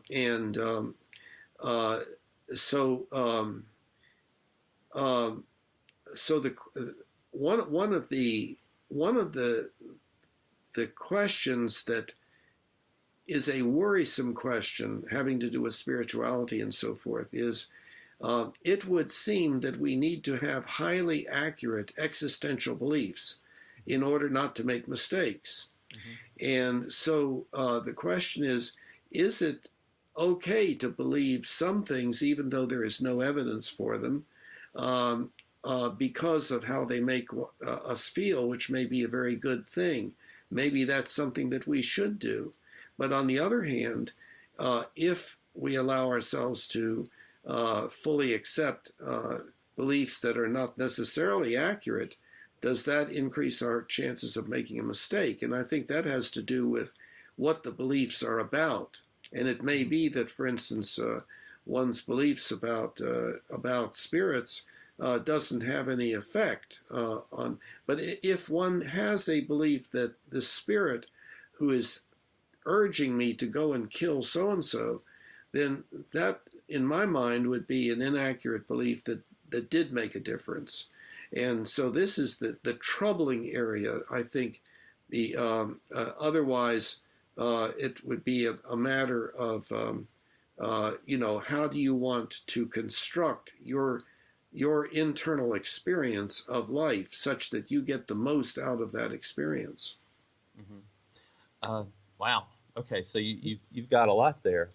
I will say a couple things about spirituality is and what you feel like you're being told as opposed to what another human being is telling you that they've been told spiritually that you need to do. And what I think of, we know that there's chaplains in both sides of warring parties. Mm-hmm. And I'll go back to World War One. Is the belt buckle on German soldiers was said "God with us," Mm-hmm. and you had American chaplains saying, God give us victory, in these battles. And Mm-hmm. and in reality, if you look at Scripture, God didn't want anybody to fight, and I'm anthropomorphizing God in this sense or whatever. Mm-hmm. But scriptures say, you want to love each other and you want to care for each other. You don't want to fight. And so when you talk about different Now, are you institutions, referring to the Quran? oh, I'm referring to the Bible too. I'm But referring also more to the the Bible. Yeah, and the Quran. The Quran doesn't teach. It talks about jihad, but when they talk about jihad, which is fighting people, that's the minor jihad. They have a minor jihad and a major jihad, or at least that's my understanding of it. But the major jihad is the fight within yourself. So it's the battle within yourself to control your emotions and your ego and stuff. They said that's the big battle. uh-huh. And I've traveled some internationally. I traveled to Turkey, and I did 2 weeks in Turkey and Istanbul, and went in a number of mosques. And I tell you, the Muslims there were no different from the Christians here in terms of their basic beliefs and basic reverences. But they were everyone was interested in the same thing, in being active participants in community, doing good things for other folks, doing charitable things for other folks. And it's not the impression you get of what someone with a particular religious background may have. You're just looking at the fundamentalist fringe of that, but not what the majority is. And I would Well, say the same thing is true for Christianity as well, well. with Or regard to the majority, let's say the majority of uh, Muslims, would they agree with the idea of honor killings or not? I would, I can't, I'm not a Muslim, so Uh-huh. I can't really say with authority, but I would believe at a high level not. There's cultural and social aspects of that. Maybe if you're talking about India, maybe where they have family killings, if you do things that are wrong. And I don't know that. And I'll say, that's an unfounded Mm-hmm. understanding. I can't say that with any authority. I can only really speak for Christianity and maybe some degree of Judaism. Um, but the scriptures that I've seen all talk about loving your neighbor and talking about being active participants in the building of society and being humble and not proud. And what I was going to say earlier is when you talk about different governments, now I'm a little atypical on this, is that I think people should have the government that they agree to participate in or to be subject to. And even if you want to say communism and socialism, I think they could have worked. But the problem with it and the problem with any system of government, including capitalism, is that it won't work if you have greed and you have people wanting to have dominance and influence. Okay, you Left, okay. You froze attitude. again. And You froze again. Can you repeat what you just said? There was no sound. I'll okay. I'll just say that most of the government, uh, you know, philosophies that have been tried, I think could work if people were selfless. If you didn't have selfishness or greed or, wanting to have dominance or influence over other people. If people were selfless and humble in how they worked, I think most any form of government would work. But a lot of them haven't worked, and you could say to a degree capitalism uh, doesn't work when you have greed and selfishness involved, and that's what I think is the missing component in all forms of government. And one of my concerns for world government, you talk about globalism and things, is that if you're going to have a world government, is that you have to have a lot of selfless people who are more concerned about people in Africa and in Southeast Asia and people who are starving, rather than people who are wealthy and in good situations. Okay, so what do you think is the answer? In other words, uh, I gather you're saying that there are a lot of people who are not that way, not selfless and so forth. And so is that just the way that we are, and we've just got to live with that until the sun engulfs the earth, or until we're gone as a species? Or is I, there a possibility of change of that situation? well, I think most people are not that way, but I think people that seek positions of power tend to be, or tend to have those tendencies. And let me think of a book. M. Scott Peck, who wrote the book The Road Less Traveled, he also wrote another book called Children of the Lie, where he was talking about people who had these desires for selfishness and power and things like that, and that he said they were more likely to seek positions of power to kind of cover up for the things that they did in terms of dominance or influence. And I'll refer people to that book. I haven't read it, or I read it, but it was a long time ago.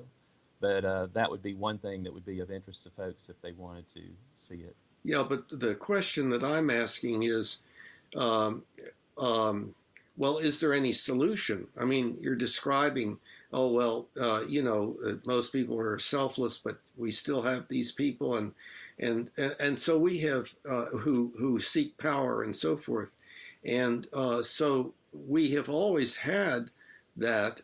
Is there an answer where those people who are not selfless and so forth no longer exist?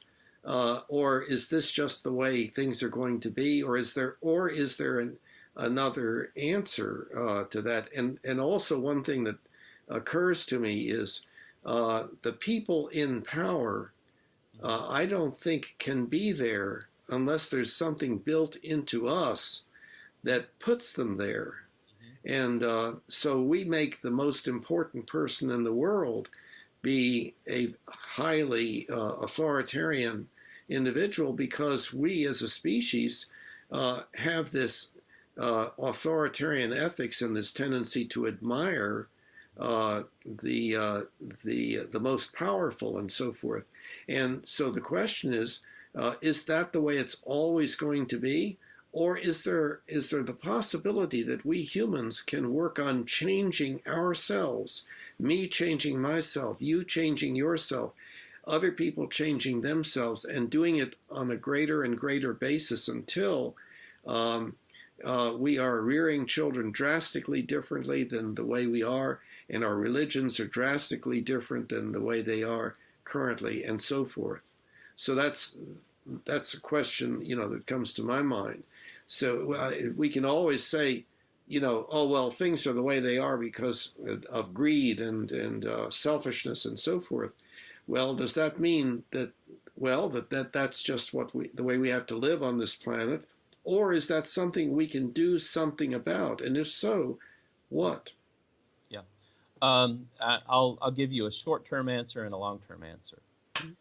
Is that short-term, I think the best protection anybody can have is active participation in government and the selection of leaders and representatives, and really spending time to understand who these people are. I don't care if someone is a Republican or a Democrat, a liberal or a conservative.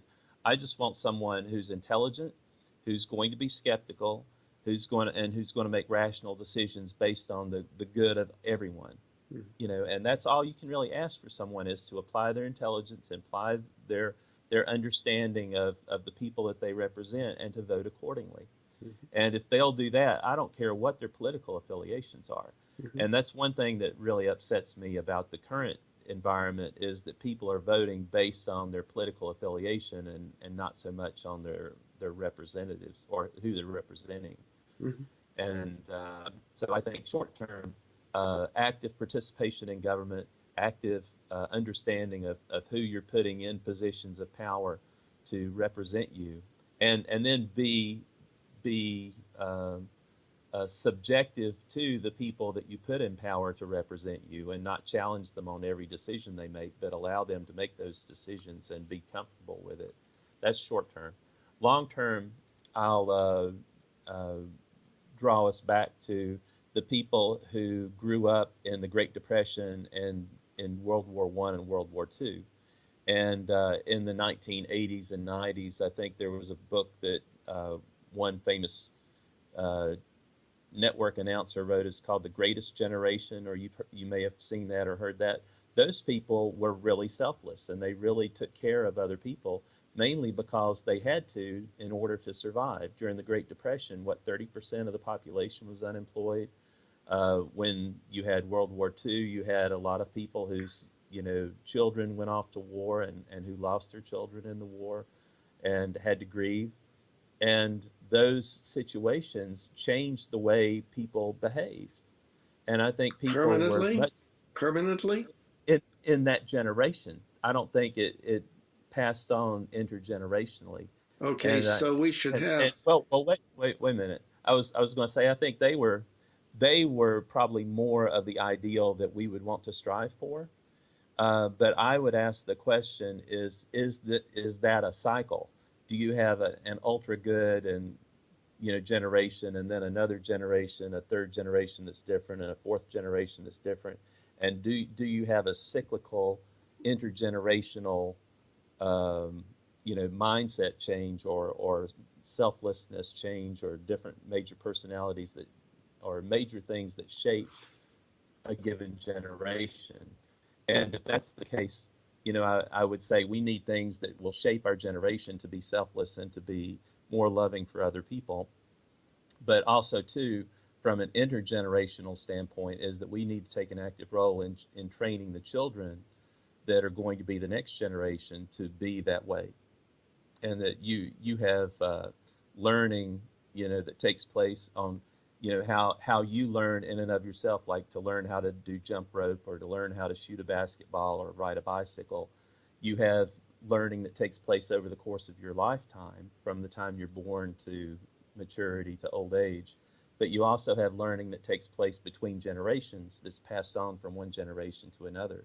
And I think we need to take our understanding, from our lifetimes, and pass that on to the next generation. And I don't know if we've done a good job of it with this latest generation or the past, one or two generations. And the people that came up during the 60s and 70s, they had certain strengths and certain weaknesses. I don't know if we did a good job of promoting the strengths and de-emphasizing the negatives. I don't think we've really given that much thought from an intergenerational learning standpoint. So it's hard for me to get a picture of what you think. It sounds to me like something like this, that, well, no, it's just a cyclic thing, and we're going to get a little bit better and then get a little worse, and we need a really large-scale depression every now and then to make us better, and so forth. But that, to me, says, well, things will always be the way they've always been, with variation, a wave, so to speak, from good to bad. And of course, the Humanianity concept is different than that. The Humanianity concept is that, no, we're just beginning to get better in a drastic way, but it's so early. We're still toddlers, and it's hard for us to imagine what we will be like at some point in the future, if we are lucky, and if we actually do agree, yes, this is what we need to work on, what we need to do. And that's what the Humanianity concept is about. And I'll just go back to that cyclical, Hmm. concept that we talked about, is that if you look over thousands of years and how barbaric humanity was, say like 3,000 years ago, versus how they are now, I think there has been some improvement. Hmm. I think what I would add is the emphasis on the intergenerational transfer of learning, and Hmm. emphasizing the better qualities and de-emphasizing the less positive qualities. And I can see a role for spirituality, in that. And I think I talked about that beforehand, or before, is that I can see the world religions as being a spiritual evolution, objective function, just like you have evolution of our physical bodies, with which Richard Dawkins talked about in The Blind Watchmaker. Is, I would say that you have a spiritual evolution that takes place too, and you need to have a goal or an objective to reach. The world religions actually provide that, if people would read it, to say, love each other, love other people, live humbly, develop virtues of moral courage, to defend what's right and what's best for all the people that are involved. And when you have an evolutionary function, you're able to progress much quicker than if you're just doing, growth as a statistical, prospect. So I would say, if we could put in place, a spiritual evolution that would emphasize the best aspects of life, and have that extend over multiple generations, that could have a positive impact as Well, well. okay, so how would we do that? Well, the world religions have done that, but I don't think people really understand what the scriptures that they've said actually say, because I think to a great degree, at least with Christianity, those have been distorted, and distorted more in the negative. Also, too, there's a lot of people who may not be as well versed in what they're teaching. I'll say that, and I'll use as an analogy the telephone game. Have you ever sat in a circle and whispered something to somebody and let it go around in a circle, and then what it comes back as is something totally different from what you said? And I think as you have one generation after another after another of organized religion, with everybody adding to, changing, and embellishing things, you arrive at something much different from what things actually were when they started. And I think that's one advantage of having an unchanging scripture, is that if people go back to the scripture and read it, rather than accepting the doctrine and the dogma that's presented to them, I think that could be a help. Um, but I don't want to say that's the only thing. I just want to say that that's Well, something people should consider. But okay, a lot of people, a lot of the Christian ministers don't understand spirituality as okay, I've explained it. okay, but staying with what you said a little bit earlier, Uh-huh. I do need to find out whether you think that there are any bad things in the Judeo-Christian literature, like that if your child uh, is disrespectful, you take your child to the elders and have the child stoned to death, and all the recommendations, all the imperatives to stone certain people to death and so forth, uh, what the place of women should be, and so on. Uh, uh, do people are bringing those to the attention Hmm. of each other and of the world, and so I was wondering, do you are you thinking that Judeo-Christian literature has only good recommendations in it, or does it have good and bad? I think it shows a continuum, and it shows an evolution between the older books and the newer books. And you could say in the Hebrew Bible, which is the Christians call the Old Testament, Mm-hmm. um, you can have rewards and punishments that are more like a carrot and a stick. If you do this, you'll receive this reward. If you do that, you'll get stoned to death. And that's more what I call extrinsic motivations, you have extrinsic things to make you do the right thing. But if you look in the Greek Bible or the New Testament, when Jesus was talking, he talked about loving your neighbor, about taking the lowest place at the banquets, and he talked about humility, perseverance, and selfless love. And those are more intrinsic motivations rather than extrinsic. And I think that when you look at the difference between the Hebrew Bible and the Greek Bible, or the Old Testament and the New Testament, you're looking at an evolution in terms of the motivation for the people, whether it was an extrinsic motivation when they were just trying to develop a civilization and a society that would be based on good behavior, to an intrinsic motivation, which is trying to embody in each individual, virtues that would enable them to participate in communities. You see a difference between those two books, and I think we're ready for another evolution right now, and I know you say that too. Humanity's ready for another level of evolution in terms of the individual embodiment of virtues, and moving us away from an animalistic nature and more to a humanistic nature, or I would even say I could say to a spiritual nature, but we're just talking animalistic and humans right here. I think that's the evolution, is to move us away from our animal behavior more to a virtuous human behavior that's selfless and has empathy and compassion for other people. Yeah, well, of course, I see things a little bit different. I'm in agreement with you that I think that the religions are improving. I think they have a long way to go, but I think they are improving, like just as you described. I think the image of Jesus and what he presumably taught. Some people that are highly educated in the area believe that he didn't actually exist on Earth, and stuff like that. You know about that. But at any rate, yes, I believe that it is best to look at our religious literature, all of it, as our diary. In other words, it's what we believed at that point in time, how we saw things at that point in time, and that there has been some movement. And of course,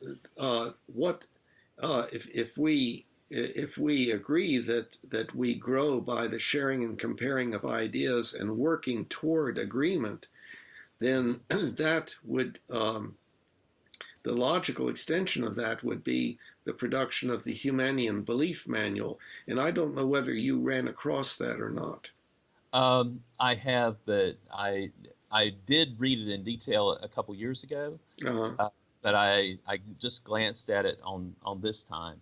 I understand what the intention of it is, and I think which is what is to have people think about the virtues that they want to embody in their life and what they believe, but they're also looking at the virtues or the things that other people wrote down, which would give them kind of like a guide or ideas as to what those virtues could be, and to pick the ones that mean the most and versus mean the least for them in terms of what they would want to embody. Well, it's almost that, but there's a little bit more to it than that. The belief manual is like a Bible, a study Bible. It's for study purposes, and it is always changing. It's evolving, and the people who are building it, who are writing it, are not some authority figure in the past, but it's you and me and anybody else in the world, and that continues, and that the goal is trying to come to agreement about a basic ethical philosophy for our species. So it's drastically different from the idea of studying the Bible or the Quran or literature like that to find out what it is that we should believe, because that's where it states it, and that's where the facts are. Instead, that's our relatively primitive way of thinking back then compared to where we are now and how we may be in the future. But that what we have to do is to keep sharing and comparing our ideas and working on agreement. Well, if we don't agree about this ethical principle, why not? Let's explore it more deeply. Not let's stay at a distance from each other, or let's fight and whoever wins, then that's the right thing to do, and so forth, rather than struggling for dominance, working toward cooperative agreement, but always open to new challenges and so forth. So that's the idea of the belief manual. I don't think it is taking off very easily. And for instance, I would imagine that you didn't find yourself motivated. Hey, boy, this is something I've got to do. Something that is very interesting. Yeah. I let me go back to the manual Okay. too, and some of the comments you made. Is I think a premise that needs to underlie that is the establishment of positive relationships with each other and the people that are participating in doing this, and then developing a sense of trust and a sense of vulnerability to be honest with people about how we feel and what are the things that are going on, in our lives that would influence how that manual would be built. Is that absent from the manual? Well, it wasn't stated when you were saying that. That's all. And I'm not saying it's absent from it, but I'm just trying to say that you need to have a sense of trust and a sense of vulnerability and a sense of honesty when you're talking to people, because you could have a very academic discussion about virtues and come up with one thing, but when people, know about the trials and the challenges of each other's lives and incorporate that into how they choose to build that manual, you may come up with a different manual than if it was just a purely academic exercise. Okay, so how would you do that? How would you add that in if you feel like it is absent? It was just make sure that you have that sense of trust, and you're building communities in all walks of your life, both professionally and socially. Yeah, but I mean, how should the manual? I mean, what you're saying is, well, all of us should simply be good, and good meaning this, that, and the other, and so forth. But that hasn't happened so far. It's happening a little bit. But what is it that the manual is missing that would make it work? Do you think? I'm not saying it's missing anything. I'm just saying that it's the underlying, environment in which that manual should be developed would be one in which people have a very good relationship with each other. Whether it be a small group or a large group, is that you have a community that understands each other, that's selfless, is willing to work with each other. And I think that in that case, those tenets, those principles embodied in the manual would have more relevance, to the people in the group. Not to say that they wouldn't in other instances. I'm just saying that you want to make sure that you embody people's, situations and challenges and lives in how you develop the manual as well. And it's not. Well, how is that missing? What's missing? You could develop the manual as an academic discussion, and not understand people to a great degree, not have strong relationships with people.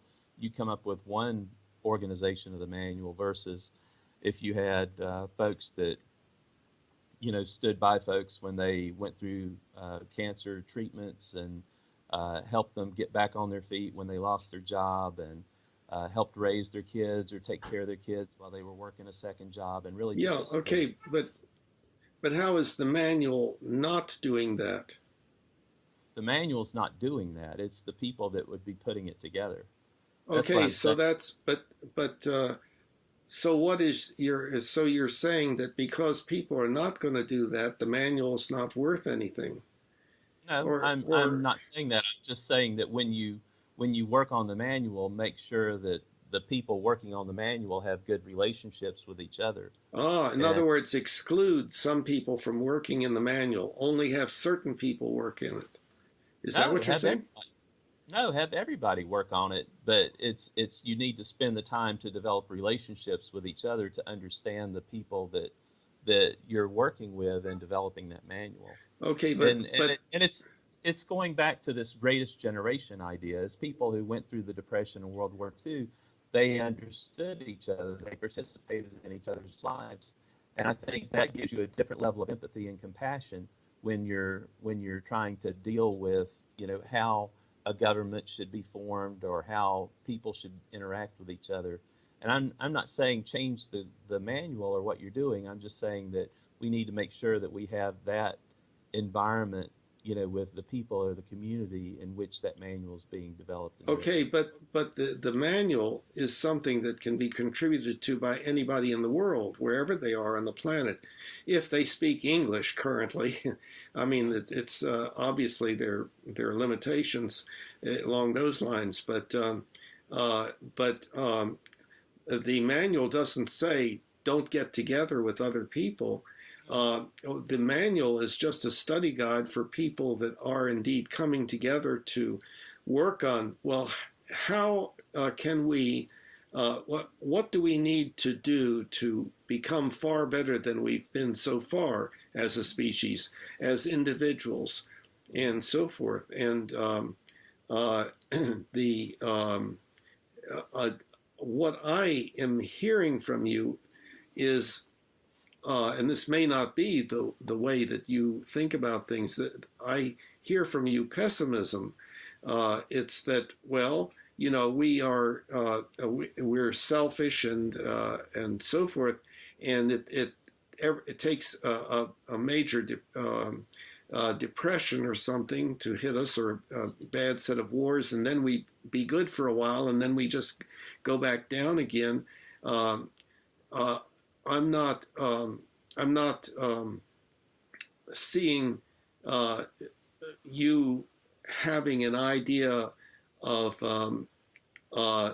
no, this is the way things have always been, but we can do better than this, and this is the way of doing it specifically.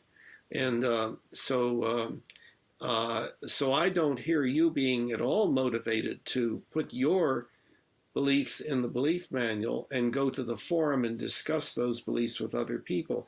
You may, I may be not hearing you right, but that's what comes across. Well, belief manual is nice, but it's, we've got to do this stuff over here so we can forget about the belief manual. That may not be exactly what you are saying, but it feels a little bit like that. And that may be the way that most everybody currently feels. I think most everybody is pretty pessimistic in that they figure, well, what's happening now is just the way we do things. This is just the way it is. And, it's always been this way and so forth. And the idea within Humanianity that we're just a toddler and we can help each other to grow up as a species and do things far differently and far better in the future, that's just idealistic. That's just not the way we are. I think that's a very normal, common response to anything like the idea of Humanianity. Uh-huh. I'll use my church as an example. The church that I go to meets in a gym at a YMCA, Mm-hmm. and they have people that come from all over the city of Charlotte Uh-huh. to services there. But they're spending the entire year this year focused on building relationships with each other. Uh-huh. And not to say that they don't exist already, but you have a superficiality that they wanted to try and get beyond. So they're like I said, spending the whole year on us trying to get to know each other on a more intimate basis. How? Uh, small Oh, okay. Sorry, you're freezing. the I'm sorry, you entire church froze. body down. You froze. Go back and say what you said Sorry, again. they're Sorry. they're breaking the church body down into small groups, of 10 to 20 people apiece, to meet and get together and share meals and things to get to know each other's lives better. They're reinforcing that, with lessons at the worship services and in the different services that the church, has.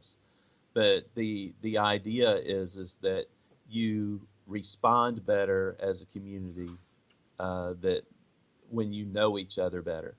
And that was just that's one of the directions that the church wanted to take. And especially since we have people from all over, and you could say, just like with Humanianity, you have people from all over the world that could participate. But we have people from all over Charlotte. But one thing that we feel like would help us be more responsive to people and more inclined to become involved in situations that may occur in their lives is to develop that relationship and that understanding, and then that informality, and to where if something happens, they'll tell you that something's going on, and you would feel more apt to participate. And I could see the same thing. The manual, I think, is a great thing to have. It's a great body of knowledge to develop and to understand. I have no problem with it. I have no problem with what's going on with it. It's just, I think that you would get more activation of that, with people who are more in relationship. And it could be something we could strive for as a world community, is to become, more actively involved in the lives of other people around the world. Okay. So using what you have just said, that I agree with you about how your church, your religious group, is doing things that, in other words, coming to know each other personally, develop community, develop increased empathy for each other, understanding what people are going through, and so forth, is an important part of it. So then I would say, well, that sounds like where you all would also spend some time working on the belief manual, on what you all thought should be in the belief manual, and discussing it in the forum and knowing each other personally, but also it being available to the whole world, because the belief manual is available to the whole world. And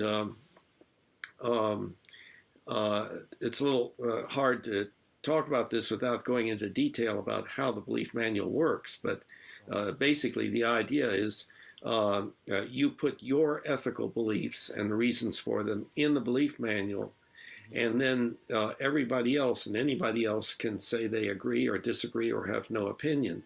And then you can invite each other to the forum to discuss with each other, well, why do you and I have difference of opinion about this, and how can we improve what is written in the belief manual, and go back and put an improved ethical or existential belief in the belief manual, and so on. A lot of stuff like that. But what you're describing,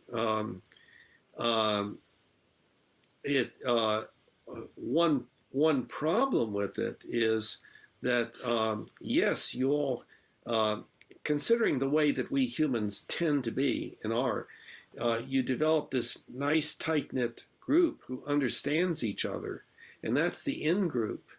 And because of our tribalism, we can easily disregard other groups and not interact with them, because we are a family, we stand by each other and so forth. And the outside, they are either, they may be worth something or not, or they may be an enemy or whatever. We have a tendency toward being tribalistic. Not that we can't work on giving that up, and I think we can and should and are to a certain extent, but I think it's still operative. So I agree that the religion is important, and that what you're describing as a part of your religious organization is a good way to go. I think that is important. But the question is, can we do more than that? and or do we just disregard that? And I think it's easy for you and others in your church group to disregard something like the belief manual. Oh, well, that's academic and so forth. But it's a study tool. And it does that group, do they study religious literature? Yes, oh yeah, we study the Bible every week, and so that's kind of, if you want to say, that's our manual that we're going off of, and Okay, so there, yeah, so there is where I'm seeing your group possibly as being stuck. Now, they should not stop studying the Bible, mhm, but studying the Bible to find out what we are directed to do by an all powerful authority and just limiting things to that, I think is not optimal. I think studying the Bible to find out how we thought in the past and the improvements that you're talking about, the where we're becoming uh, uh, more oriented toward treating each other well rather than struggling for dominance and stoning each other and stuff like that. That is good. The part that is missing is working together on an updated version of, quote, the Bible that is always being updated by you and everyone else there, working together to develop. Well, okay, now it says in the Bible that this is how you should treat women, but how should we? What do we think now about how we should treat women and so forth? And the continuing sharing and comparing and debating and so forth. yeah. I will, say a couple other things about the group that I'm in, is Okay. that they do, do work outside of the church body. They do a lot of work for the YMCA, and they Mm-hmm. do things in the community. Yes. Um, but they felt like they couldn't be as effective in their community work if they didn't know each other well themselves. And Uh-huh. that was one of the things behind this. But one of the things that one of the um, metrics, if you want to say that, and I'll use a business term Mm-hmm. that they use, is they say, if our church went away, will the community miss us?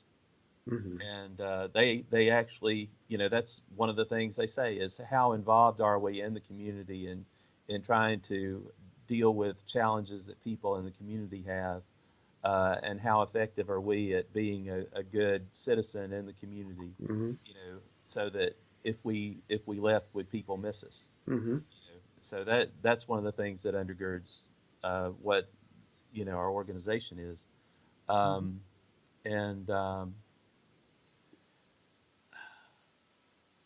I when they do Bible study, it's more going along the lines of some of the things that I had said. It's trying to reinforce humility, trying to reinforce loving others, trying to reinforce things to change how people think, Mm-hmm. and Mm-hmm. to embody some of these virtues, more human virtues, and be less inclined to uh, you know take advantage of some of the more animalistic emotions and egos and pride and things like that they Mm-hmm. have, to try and work together as a selfless group. Well, To do you study anything other than the Bible? um, they they read commentaries, they read books, by other people Mm-hmm.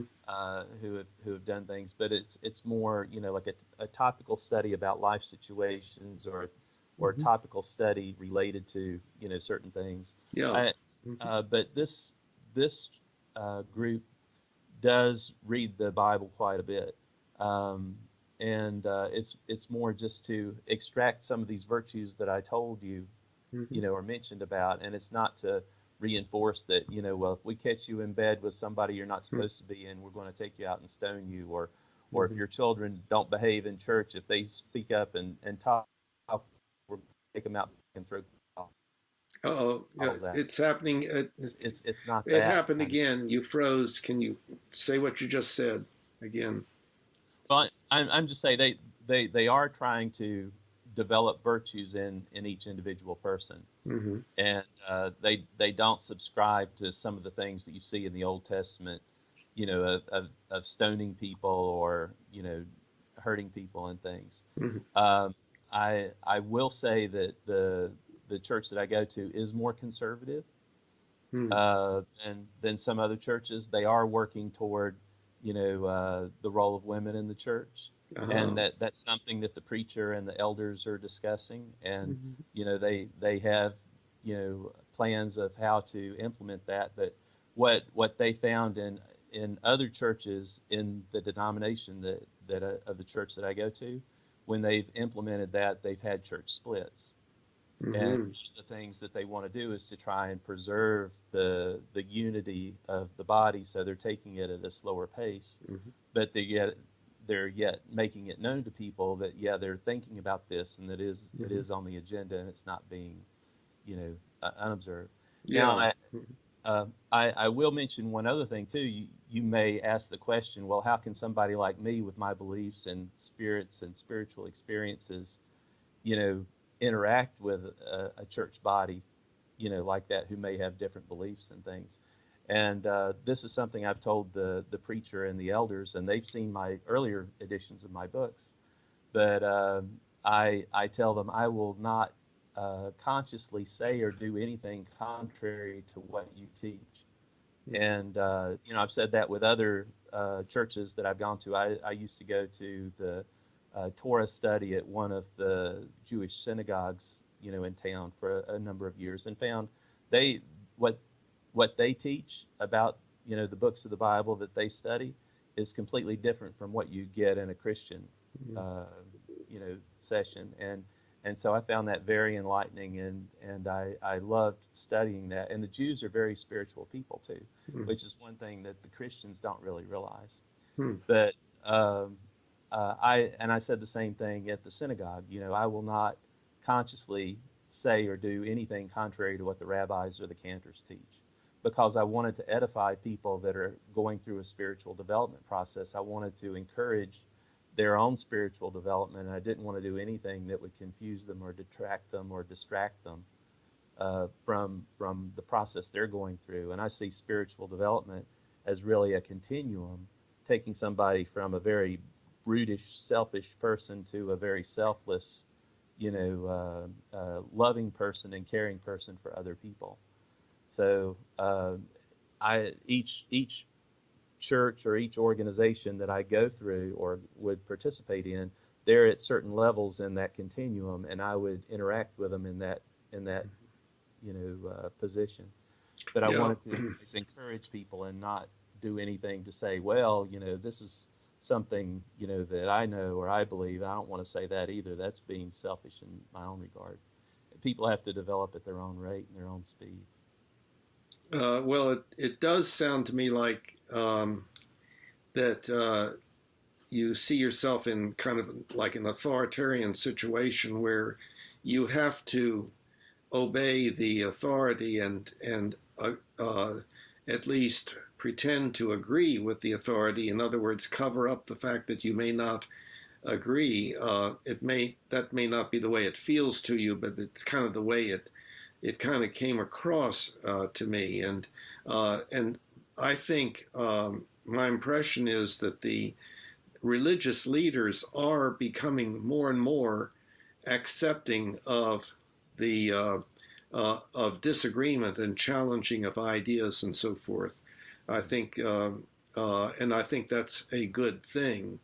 But I recognize what you're saying is you have to be careful when you're in a group.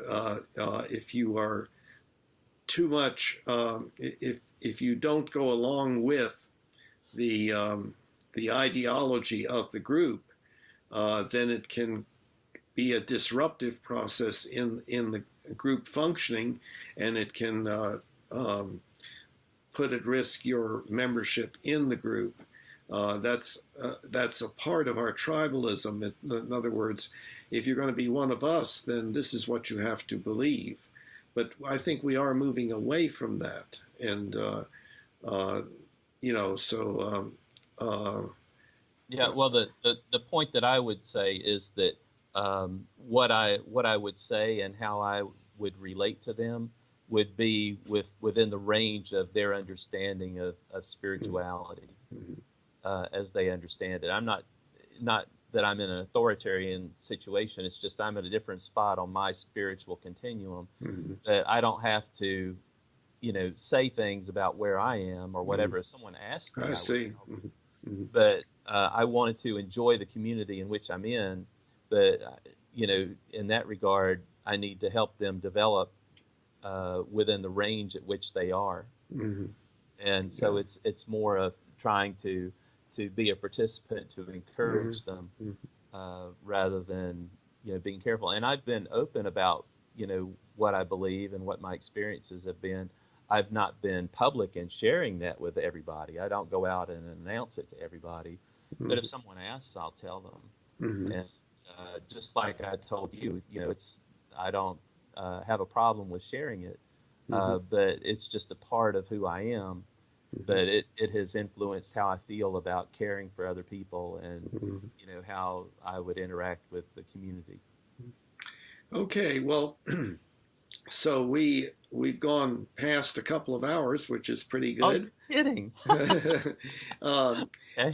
Is there anything remaining kind of that's active in our discussion that you would like to address or have some discussion of? No, I'm actually pretty good, and I wanted to thank you for allowing me the opportunity to spend this time with you. Well, and I appreciate your doing it. I think that is wonderful, and hopefully people will view our conversation and get something out of it. They may not agree with either of us, but if it stimulates some thinking about these issues, I think that's what's important. We need to do a lot of thinking about our ethics and